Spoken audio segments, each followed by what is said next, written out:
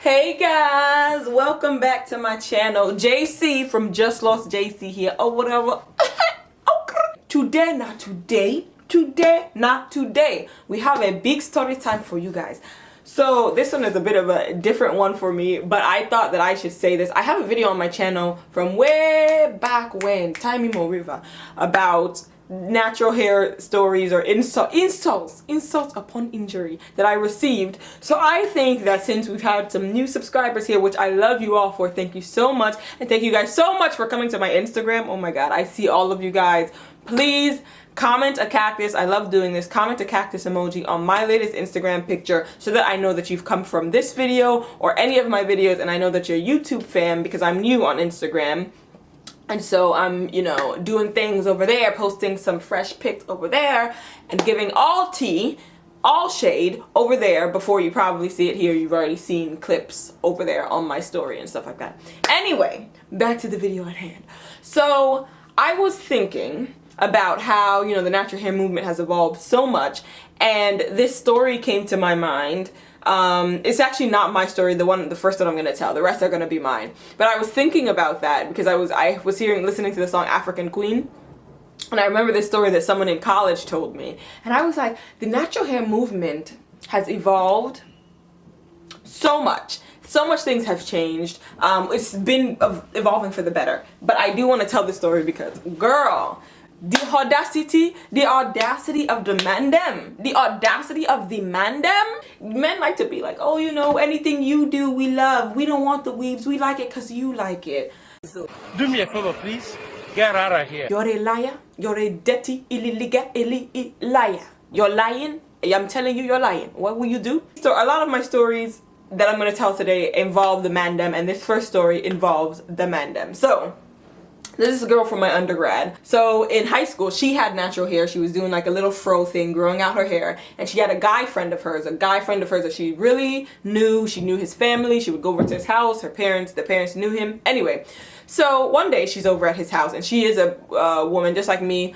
Natural hair more on the 4 spectrum, 4A kind of, 4B, C. You love the fro. She was a queen of fros in undergrad. Darker skin. Anyway, so she goes over to this guy's house, and the parents welcome her and everything, and she's like, hey, what's up?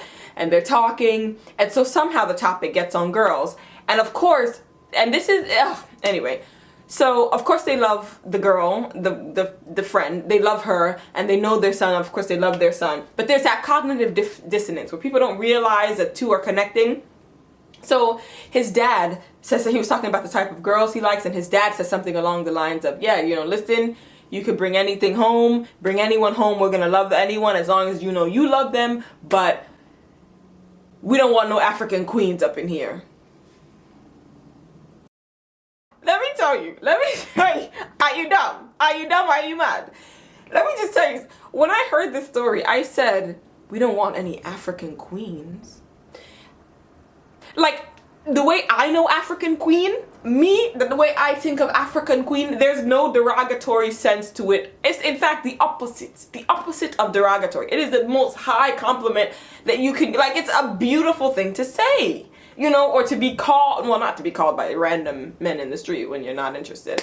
But like, it's not something that I would take as derogatory. First of all, my family being African. Secondly, me loving the song African Queen and seeing that, you know, it's this high esteem to be called.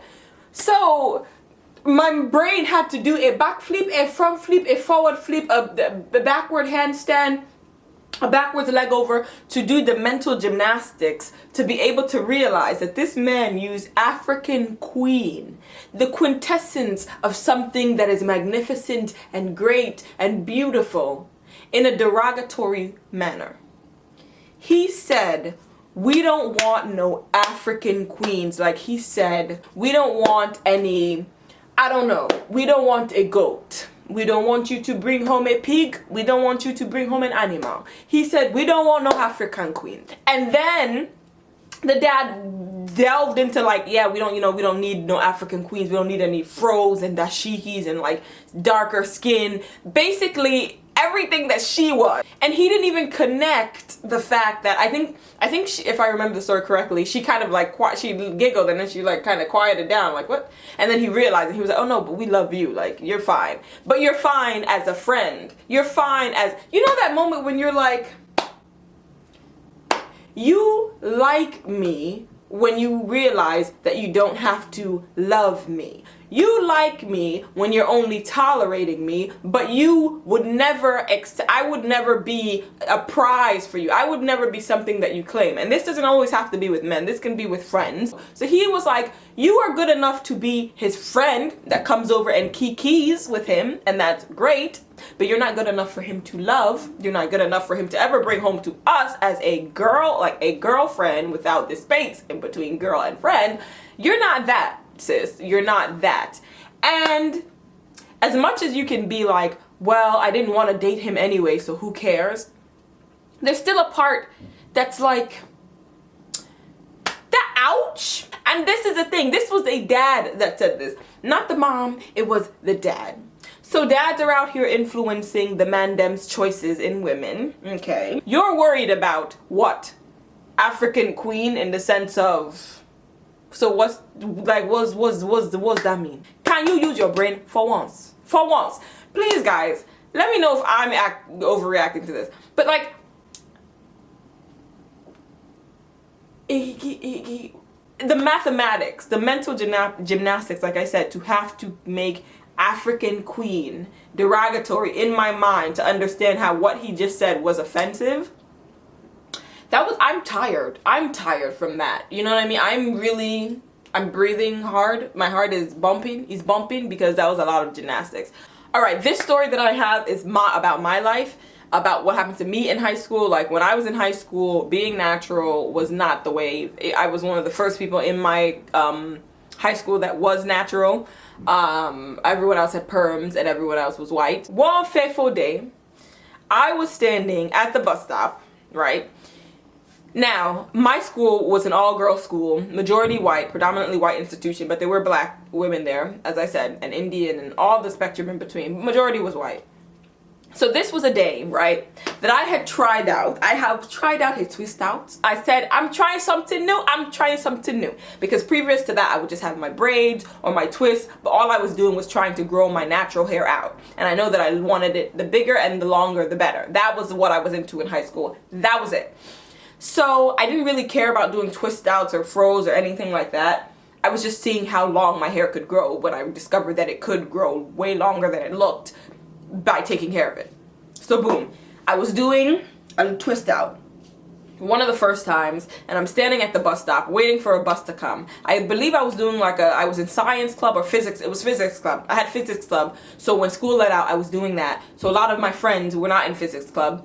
And they went home, but I was. So after physics club, I was going home. So it wasn't, and all the I almost said my school's name. All the girls in my girls' school were not at the bus stop like they usually are at 2:30 because they had went home. So I'm waiting at the bus stop alone. I remember it being really cold. I'm standing there. There was a school across the way called FDR, and a lot of their kids came to our bus stop to use the bus stop, or to take the bus. So I'm standing there and I see them crossing the street. It's a group of guys, and I was like, oh my God. Let me just tell you, any time in high school that I've been in with a group of guys, it has not been good. It did not end well. I'm going to give you a spoiler alert. Spoiler alert. See me see trouble. I'm sitting here on my own. I'm doing nothing. I'm bothering nobody. My dear. My dear. I'm looking like just ordinary sliced bread. Just ordinary sliced bread with a fro on top. With a twist out there. With a twist out there. Please. Please. Biko. Happen. Biko. Happen. Hapumaka. Please. Leave me. Leave me. I knew it could not be. I knew that would not be my story. So I'm sitting there. These guys come up to the bus stop. And they're standing there in the bus stop, and they start talking. They start talking about all the girls from FDR. Oh, this one has a big butt. This one has a huge butt. This one has big jugs. They have big jugs. This one has lips. Or this one dates that boy. Or this one does not date that boy. They're going off about girls. And me, being the only girl there in the bus stop. If you guys are in New York, you know how a bus stop looks. It's small. It's me in the bus stop. I'm looking like sliced bread.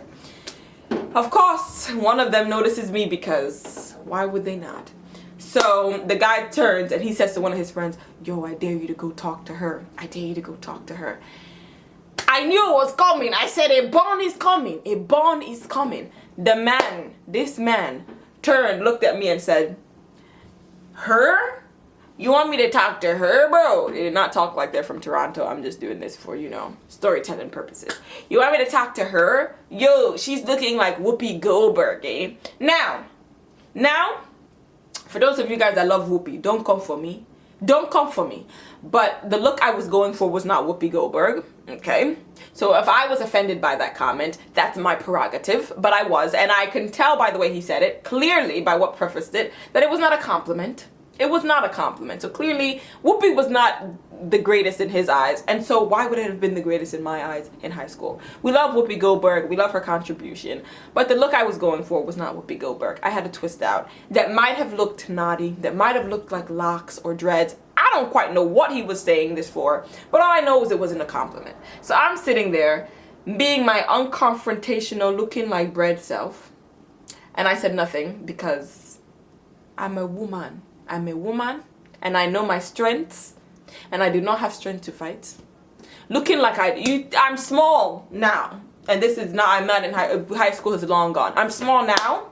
I was smaller. I was very smaller. I was very, very, very smaller. So I'm not gonna fight the man them. I'm not a girl that fights men. I'm not that girl. So I'm not gonna argue. I'm not an argumentative person. I'm not going to. So I'm standing there and I heard him. I said, Whoopi, go back. Whoopi, go back. Thank you. Thank you. Go for me. Go for me. You looking like a billy goat. You're looking like a billy goat. A big he goat. Oh, teli de bottom pot. And you're talking about me looking like Whoopi, go back. Okay. Okay. That's your own.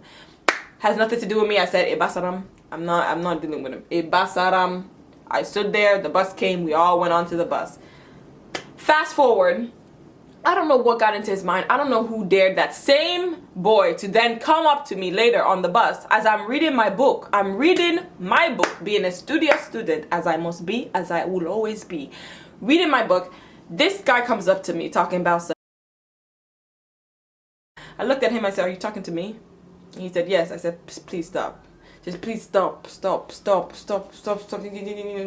talking. Stop talking. I didn't say that, but I just was like, are you talking to me? And he was like, yeah. I was like, please stop. Put my head right back into my book.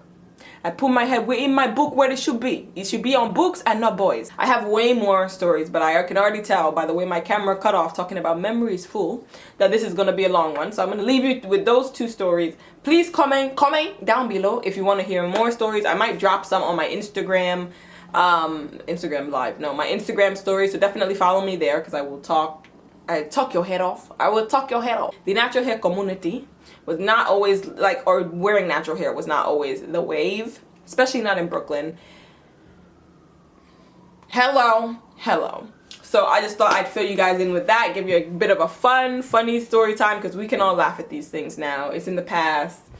We moved on. I obviously continued with my natural hair journey. I did not let these comments, because like I said, there are more, affect me or bother me in my goal at the time to grow my hair as long as possible. Now we're on different goals and different journeys, but that's what it is. So for those of you guys that are in a community maybe where there's not many black people or there's not many people with natural hair, if there are black people, do your thing, because you're gonna look back and be like, these are all jokes. These are actually funny, and I'm gonna share this with other people because other people need to know. Like, you need to know. Like, comment, subscribe, and I'm gonna see you in my next video. Take care, guys. Bye. And make sure you comment to Cactus if you come to my Instagram so I know to give you some love. All right, bye, guys.